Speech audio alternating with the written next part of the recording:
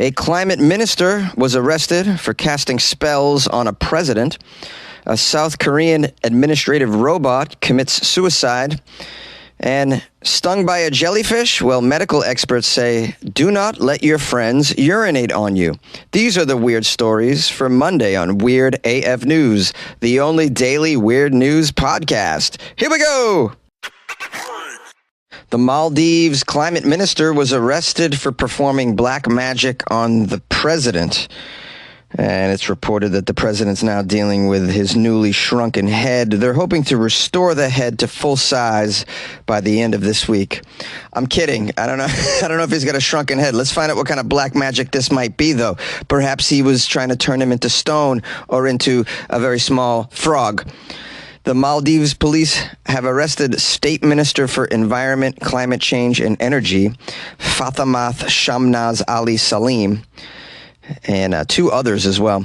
She has been remanded in custody for a week pending investigations. Wow, she's been in jail for a week? Why didn't she use her sorcery to escape jail? I'm questioning the veracity of this sorcerer. Got a black magic climate minister. Got a black magic climate minister. I've got a black magic climate minister trying to pull some sorcery on the press. Wow, and we think our leaders are whacked. We got a president with dementia and a whole boatload of politicians that suffer from something called sociopathy. But at least there's no sorcerers that we know of. This is a wild place, this Maldives. All right, more details. The target of the black magic was President Dr. Mohamed Muizu. I guess that's the president of the Maldives. And the black magic was performed by the Minister of Climate, who has an important job in a nation. This person is on the front lines of the climate crisis. Perhaps the president cut the budget for the climate crisis department. Maybe that's what the beef was. I don't know what the beef was. It was probably some big beef for you to go to black magic. Got some big beef black magic going on. Sorcery is not a criminal offense, apparently, under the penal code in the Muslim-majority Maldives. Sorcery is not a criminal offense. But it does carry a 6-month jail sentence under Islamic law. Now, it doesn't mention how one proves that they're a victim of black magic or how one proves that someone performed some sorcery to end up in jail for such a thing. People across the archipelago, oh boy, I'm going to get some emails about this. People across the archipelago, I'm going to go with archipelago. They widely practice traditional ceremonies, believing they can win favors and curse their opponents. Well, I imagine black magic then is used during elections and whatnot. You're cursing your opponent. This black magic stuff is funny. But I mean, it wasn't so long ago that we were burning witches here in the U.S., right? So, but you would think that people would kind of grow up. But black magic does serve a purpose in life. I mean, if you believe in it, then you can sort of blame your troubles on it, and then all of a sudden it's not your fault. You can say, I've been bewitched. That's why this is happening. This is why my credit score is so low. This is why I got all those speeding tickets. I've been bewitched, officer. Can you get out of speeding tickets by saying that you've been cursed? It says here there are other stories coming out of this area regarding the traditional ceremonies and this black magic sorcery. A 62-year-old woman was stabbed to death by 3 neighbors on Manado in April after she was accused of conducting black magic ceremonies. This was after a lengthy police investigation. Also says in 2012, the police cracked down on an opposition political rally after accusing organizers of throwing a cursed rooster at officers that were raiding their offices. So a cursed rooster? Where do you buy one of those? All right, Amazon search, cursed rooster. I'm coming up with nothing. We got some a rooster wind chime, chicken stuffed animals, a rooster pillow. Yeah, there's no cursed roosters that you can get on Amazon. I'm going to guess this is something you buy off Craigslist in an alley. I did a Google search, same search, nothing coming up here, except for I scrolled halfway down. I come across this story titled, Rooster Linked to Black Magic ties up traffic. Guess what state? Florida. Great.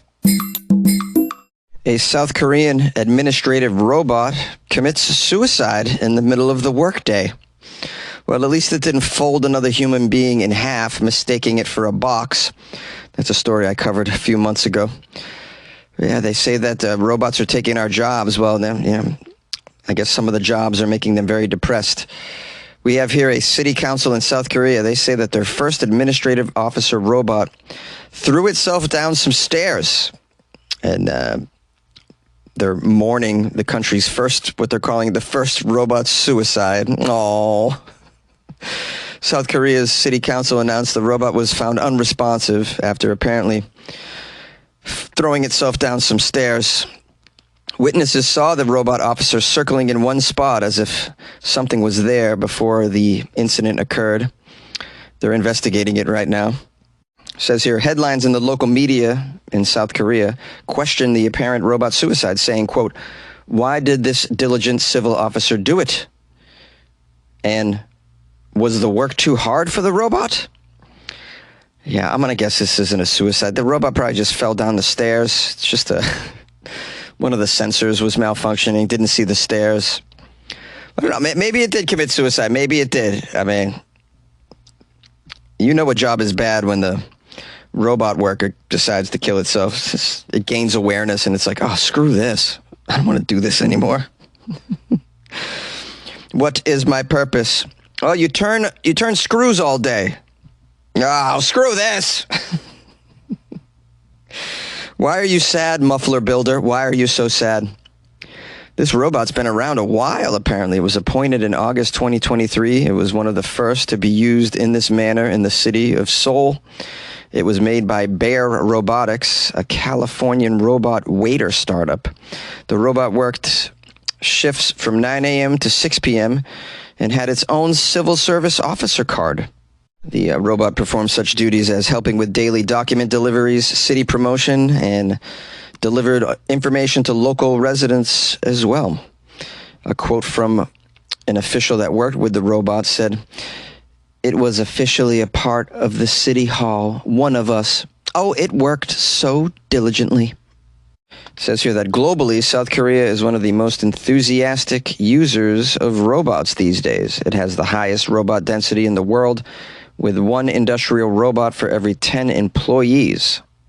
Sounds like it's extremely normalized to just be working around robots in Seoul, which is pretty cool, also pretty scary at the same time. I mean, when you're surrounded by robots, you just wonder how much longer before the damn thing takes my job, and then realizes how crappy working a 9 to 5 is, and then throws itself out a window. Yay! If you get stung by a jellyfish, medical experts say, do not let your friends urinate on you. What about a stranger urinating on me? Can I let a stranger urinate on me? You have to pay extra for that, sir. Oh, that's right. Like many people, you may already be making some plans to go to the beach this summer. I don't know why you'd want to. Maybe you're a fan of floating fecal matter. Perhaps you want to get bit by a shark. You're trying to contract flesh-eating bacteria to get out of some sort of work responsibilities. Well, in addition to the sun and the sand and the other things that'll kill you, enter the jellyfish. You guys are familiar. You've seen them at the shore, haven't you? If you get stung by one, medical experts say, do not panic. They never want you to panic. They always say, that's the first thing, don't panic. Has a shark bitten off your leg? First thing is don't panic, guys. Also, don't give in to this myth. The myth that medical experts say just makes matters worse when it comes to a jellyfish sting. You know the myth. We have here Amanda Joy, a certified physician assistant at an urgent care. So she's really low on the totem pole when it comes to medical expertise. She's not even a head physician at an urgent care. She is the physician assistant at an urgent care, which is sort of like the supercuts of medical facilities. Why are we getting advice from an assistant at an urgent care? I'm curious. I don't know. Here's the quote from Joy. She says, do not let your friends urinate on you. We don't need that. We don't need to be doing that. What do you do instead? Assistant Joy. Joy says instead, the recommendation is to remove the jellyfish's tentacles. You forgot to say don't panic, Joy. Let's start over. Joy says instead, don't panic. Remove the jellyfish's tentacles and then irrigate or clean the area that you have been stung with seawater, not with bottled water, not with tap water, not with any sort of smart water or even Gatorade. You would think that you would put Gatorade on it. That'll neutralize anything, won't it? No, seawater, which is great because it's right there near you. You've just been stung. Everywhere there's seawater, so you just grab that seawater that's filled with fecal material and just dump it on the sting. That's what you want. Your body's going to really respond to that. Then you're going to want to soak the skin in hot water to help dull the pain. So those are the steps, guys. All right, first, don't panic. Then rip off the tentacles. Save them for later. You can throw those on the barbie. Then put the fecal water on it from the ocean, and then get yourselves to a Starbucks, ask for a cup of hot water, and then pour that on it in their disgusting bathroom. Well, you got to wait for the tweaker to get out of there first before you can use it. Now, the urgent care Joy has more information, and she's an assistant at an urgent care, so you know it's going to be good.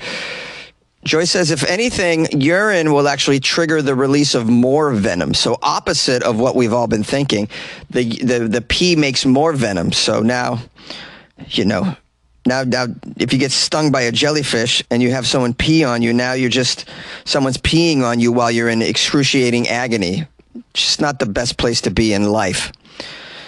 Now, they say the Mayo Clinic, now they sound reputable. The Mayo Clinic recommends plucking tentacles with a fine tweezer. Yeah, the fine tweezer that you happen to have at the beach, because everybody brings tweezers to the beach, right? I use it to pull out my nipple hairs because I don't want anyone to see the nipple hairs. So you pull it out with a fine tweezer that you obviously have in your beach pack. And the Mayo Clinic recommends keeping the affected skin immersed in a hot shower for about 20 to 45 minutes. They caution against scraping out stingers, applying alcohol, using pressure bandages, or rubbing the area with a towel. The Mayo Clinic also does not recommend the urine treatment. So don't have your friend pee on you for the jellyfish sting. Is it okay outside of the jellyfish sting to have my friend pee on me? Just curious, just asking for a friend. Joy said that Joy's back on the scene. Joy says while stings hurt and are irritating and can be scary to many people, rarely does it create any major symptoms except for some local discomfort. In rare cases, a sting can cause a severe reaction that does require medical attention. But that's in very rare cases. Again, don't pee on your friend in this instance. I peed on my friend because they were stung by a jellyfish, right? Right. All right, guys, I got a special treat for you. I went in to a program, had AI create a song. It wrote the whole song using my prompts. And the song, it's a song about having to pee on your friend at the beach after your friend gets stung by a jellyfish. It's called The Sting of Love. And this is the world premiere here on Weird AF News of the hit, soon to be a hit song for the summer 2024. I now present to you Sting of Love.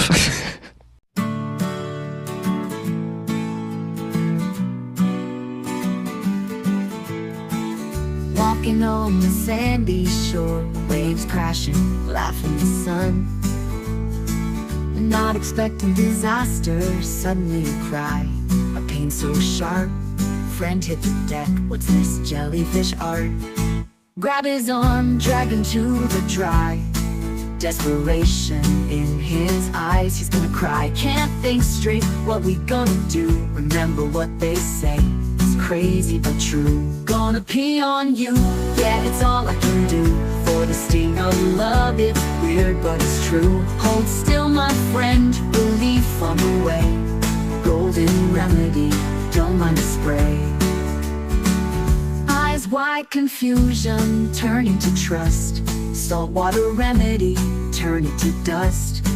Never thought this day would come. Had to pee on my friend, turn pain to fun. Once the deed's done, laughter replaces pain. Ridiculous cure, but no more complaint. Bond now solid through thick and thin. Who knew friendship could begin with a grin. Gonna pee on you, yeah, it's all I can do. For the sting of love, it's weird but it's true. Hold still my friend, relief on the way. Golden remedy, don't mind the spray.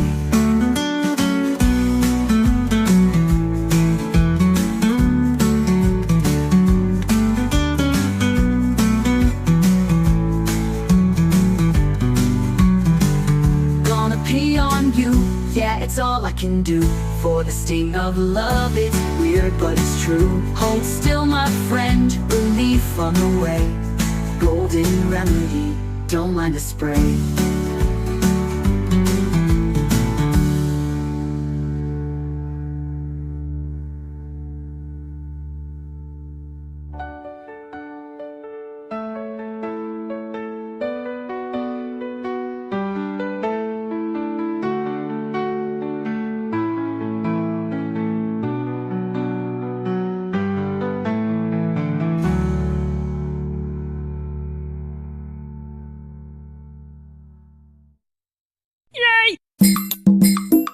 Hey, what's up, friends? This is your host and buddy Jonesy, just checking in on you, checking your temperature. Are you okay? You doing all right?